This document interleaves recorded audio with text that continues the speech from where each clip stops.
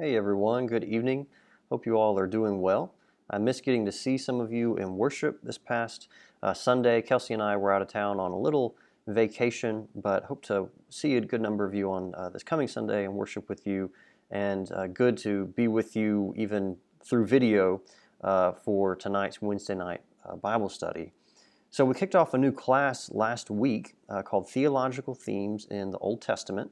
And we spent some time in that class talking about, as we introduced this new series, talking about how we think and how we feel about the Old Testament, what struggles we might have in studying and understanding the Old Testament. We talked about its relevance for understanding the New Testament, and we talked about the Old Testament as a gift from God, rather than something that is just kind of a chore for us to read, perhaps out of just a sense of obligation, but something that is a real gift from God.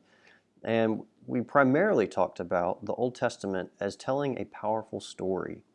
And something that I mentioned last week, I really think just about everyone loves a good story. And this book claims to tell more than just a good story. It claims to tell the true story of the universe and the true story of who we are and who God is. And I really believe that if we will give the Old Testament a chance, we can appreciate that story, and it will strengthen our relationship with God, and it will really deepen our faith. But in order for that to happen, again, we really need to give the Old Testament a chance, and we need to give it a fair and a real chance. And part of doing that involves getting familiar with what I'm calling the lay of the land, and that's the title for our class tonight. And we need to get familiar with the lay of the land in multiple ways. One is the lay of the textual land, as we think about the Old Testament, thinking about what type of book is the Old Testament. There's also the lay of the chronological land, thinking about when did the major events in this story, when did they take place? And then there's, of course, the lay of the physical land, just where is it that all these things happened? I think having these things in our head, having this kind of lay of the land as we move forward will allow us to have a framework for the theological themes that we're going to draw out over the course of this class. And so some of what we're going to be doing tonight might sound kind of familiar to you. Some of it might sound a little bit like a review. And if that's the case for you, if it does sound like a review, that's all right, because reviews are good. We need these things to be mentioned more than just once, to kind of keep them fresh in our head and commit them to our long-term memory. But also, as we move forward tonight, please ignore the very modern 21st century looking cars in our slideshow.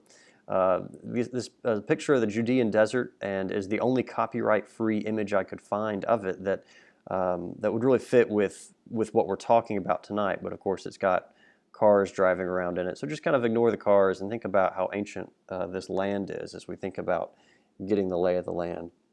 But again, first, before getting to the physical land, is the lay of the textual land. And this, again, involves asking what type of book is the Old Testament. And I think that we probably all know that the Old Testament is not really a book.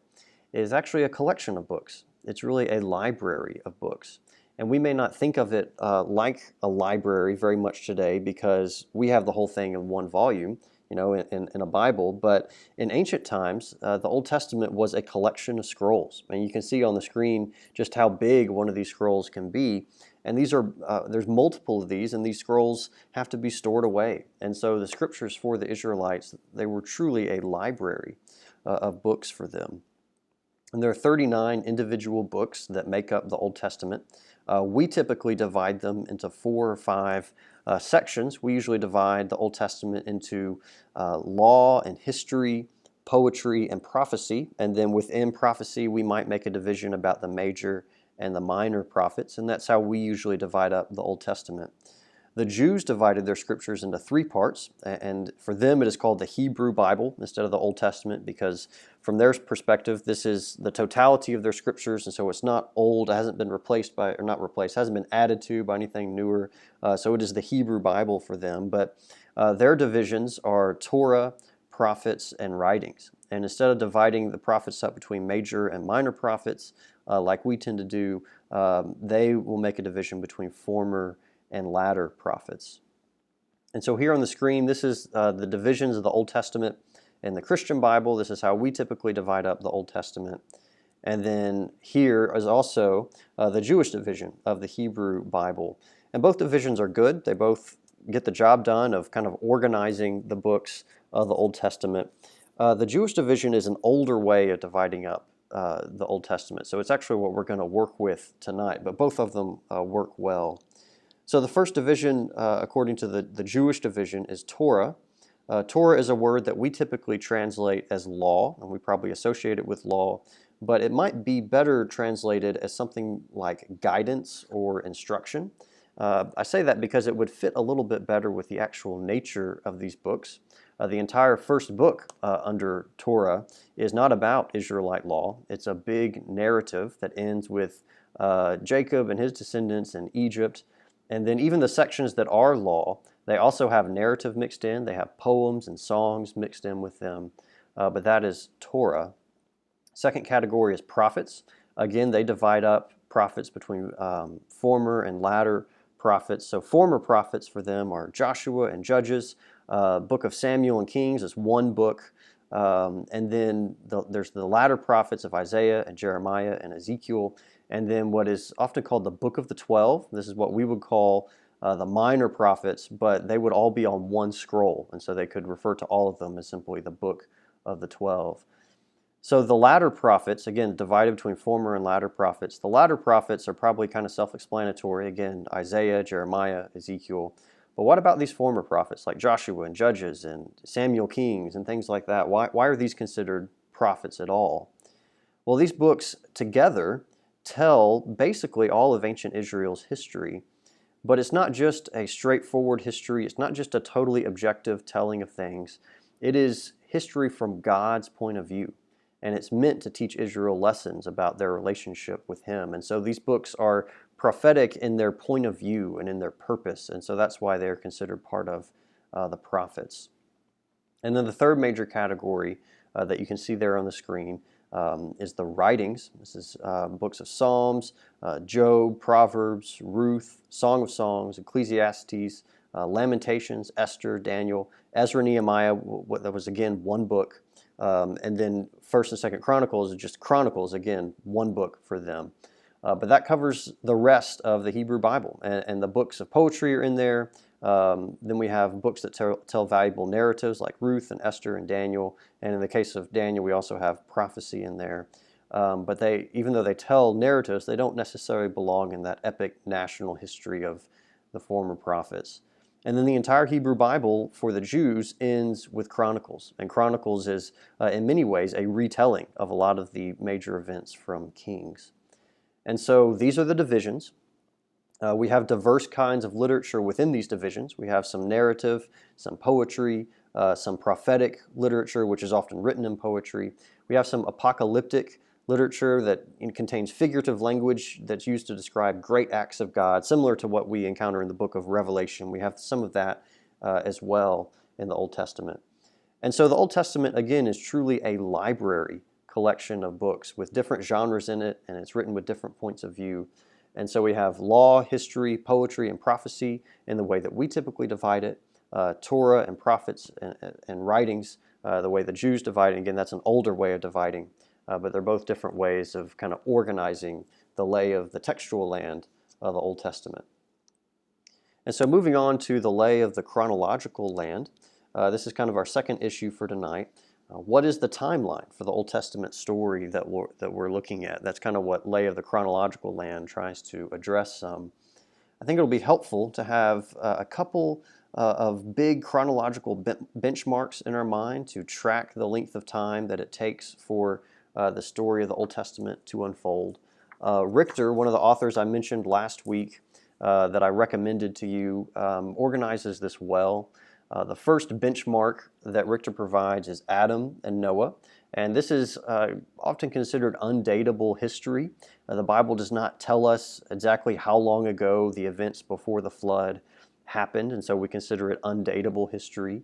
Now, there are genealogies in Genesis that some have used to calculate the age of the earth and the date of creation and the date of the flood and things like that. The only problem there is that the goal of an ancient genealogy was not always to list every person who lived in a family line. And so Gaps may omit irrelevant people or perhaps unknown people. And then also numbers could sometimes be used to make a point or communicate a message beyond just the number.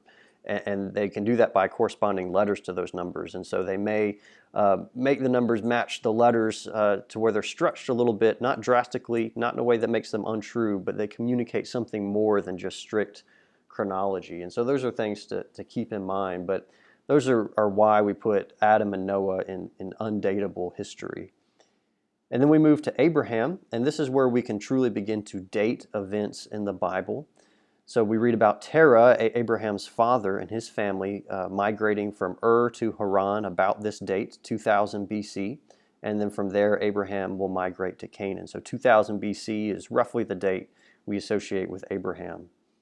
And then next is Moses. Moses is a really good benchmark for everything that really comes between him and King David after him.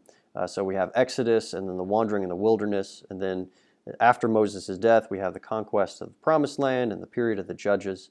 But Moses is just a good benchmark for all of those things. There are two dates that are proposed for the Exodus that are commonly thrown around. One is in the mid-1400s BC. One is a little bit later in the mid-1200s BC. So we have different dates that are proposed for roughly the date of Moses and the Exodus. And deciding which date is best is not really what I want us to focus on for this class, but depending on which date you were to go with, the Exodus occurs perhaps about midway between Abraham and our next benchmark, which is going to be David, or a little bit more if you take that mid-1200s date. And then our next figure in the lay of the chronological land is David. We put him at about 1000 BC. This is approximately the time David comes to the throne. And then a little less than 500 years later, actually really closer to 400 years later, we have the exile of Judah. But before Judah goes into exile, the kingdom of Israel actually divides into two kingdoms. We have the northern kingdom of Israel and the southern kingdom of Judah.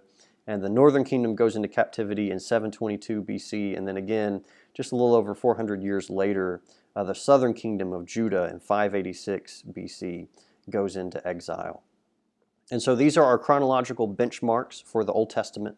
We have Adam in kind of predatable, undatable history, Abraham in 2000 BC, Moses roughly either 1400 or 1200 BC, David about 1000 BC, and then the exile in 586. And then other than the exile, of course, these numbers are definitely rounded. They're meant to just kind of be numbers that are very workable, even if they're not completely precise. But I think they allow us to divide up the timeline of events for the Old Testament pretty nicely. And then thirdly for tonight is the lay of the physical land. Being aware of geography for the Old Testament, that's a really helpful way also of organizing the Old Testament beyond chronology. Being aware of the geography is helpful. And you can really trace the story of the Old Testament as it shifts from focusing on one geographical location to another. And so our first major geographical location is Mesopotamia. It is mostly the region between the Tigris and the Euphrates rivers, and you can see them there. You can see the outline of them there on the screen. Mesopotamia is where Sumer was located. Sumer is great civilization that first developed writing about 3200 BC, and historians speak of Mesopotamia as the cradle of civilization, and the Bible begins in the exact same place. And so this is the setting for Eden, for Noah's flood, for the Tower of Babel, and this is the starting point of Abraham's migration. The city of Ur, you can see there on the screen, is where Abraham's migration began. And this city, Ur, collapsed about 2000 BC, which created a wave of migration. And Abraham and Terah's migration may have been a part of this greater wave of migration. And then the second major area is Canaan. So Abraham migrates here from Haran out of obedience to his calling from the Lord. And this is, of course, the Promised Land itself. And Canaan is really significant for its strategic position. This is an important point. This strategic position is really important for a lot of what happens in the Old Testament. So the two other locations of the great civilizations in this area, Mesopotamia that we already looked at, and Egypt that we're coming to in a minute, Mesopotamia and Egypt, they could only access one another through the land of Canaan. So Canaan was an important bridge point for getting to these other two locations. And this can have some good things, some good benefits. This can mean that Canaan has access to new technology and it lies along trade routes and things like that. But it also means that it suffers because it is smack in the middle between these two other regions anytime conflict arises. And so if civilizations in either of the other two locations ever want to attack one another, they had to go through the land of Canaan. They couldn't go around it because on the map you can see to the left is the sea and to the right is vast desert. And so they have to go through the land of Canaan. And this is why Israel keeps having problems with Egypt and with Assyria and with Babylon because of their location. Now, from a spiritual perspective, they have problems because of sin. But from a geographical and from a strictly political perspective, it's because of their location. Now, God in the Scriptures makes it clear that He would protect them if they were faithful, and when they were faithful, He would protect them. But when they were unfaithful, He would let the political realities play out as a result of their geographic location. So this is really important for thinking about the way the events unfold in the Old Testament. And then our third major geographical area is Egypt. Egypt was a major power in the ancient Near East, and we'll talk about ancient Near East in a little bit, but this is of course where Joseph goes when he is sold into slavery. The children of Jacob will go there during a time of famine, and they will multiply there. They will become enslaved, and then they will be delivered from slavery by God in the Exodus. And then from there, from Egypt, they will travel to Mount Sinai. We don't know exactly where Mount Sinai is located, but we know the region. It's east and a little bit south of what's on our screen here. And they stay at Mount Sinai for a little bit over a year. And then they wander around in the wilderness. And that wilderness trek from Egypt up to Canaan, where we just were, they could have made that trek really in only a few weeks.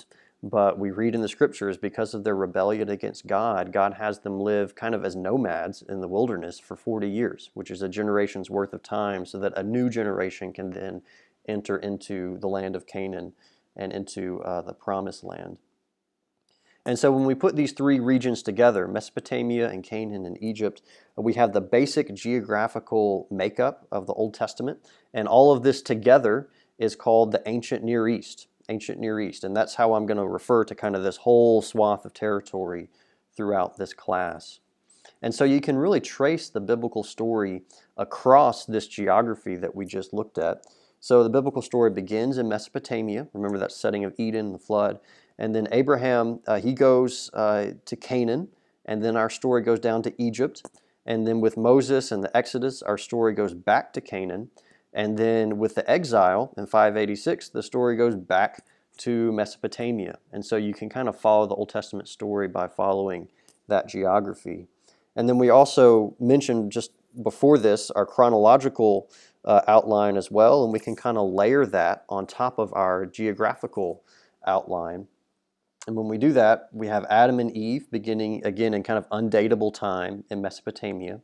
Then Abraham migrating from Mesopotamia to Canaan around 2000 BC. David comes to the throne there in Canaan around 1000 BC.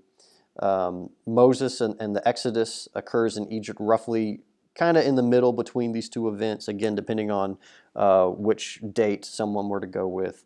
And then the exile takes us back to Mesopotamia in 586 BC.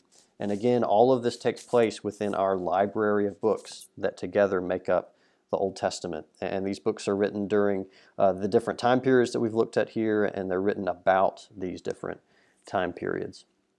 So thinking about these things together kind of give us the lay of the land of the Old Testament, lay of the textual land, lay of the chronological land, and the lay of the physical land. So I hope this is helpful for kind of organizing the Old Testament in our minds, and I think this will really serve us well as we move forward getting into the story of the Old Testament. So next week we'll look at our first major theological theme in the Old Testament, and we'll look at redemption. And that will be a really kind of cornerstone class for a lot of what will come in coming weeks. But I hope you all are doing well. Thank you all again for tuning in tonight, and I hope to see many of you on Sunday. Thank you.